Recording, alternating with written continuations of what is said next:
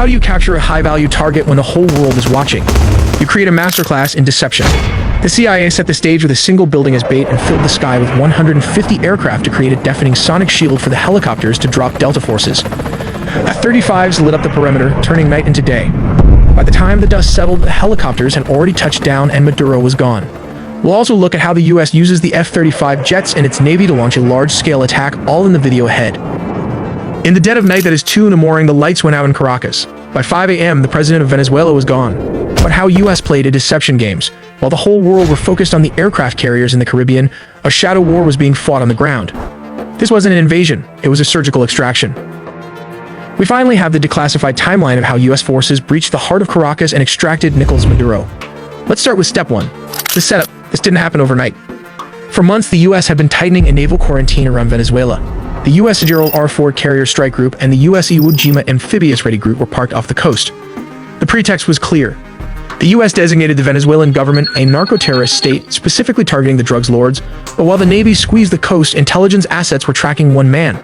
They waited for a specific window, a moment where Maduro was stationary and vulnerable. Step 2. The strike. It began at exactly 2 in the morning Venezuelan Standard Time. High above, several F-35 stealth fighters punch a hole through the enemy lines, destabilizing their anti-air defenses. Like these Russian S-300 missiles located all over the strategic high-value target. With the skies cleared, the path opens for Delta Force helicopters to fly straight towards the mission. Here comes the deception as the helicopters flew. The jets started firing with more strikes as it hit Fort Tuna, the main military base and command center, and La Carlova Air Base, destabilizing Venezuelan air support. Reports from the ground describe widespread explosions and a sudden communications blackout. The chaos wasn't the goal, it was the cover. But how did the raid happen? We have to look at step 3. Under the cover of darkness and chaos, the Tier 1 operators went to work. But what is the exact unit tasked with the mission? It is the Delta Force, one of the most elite secretive special forces units in the US military.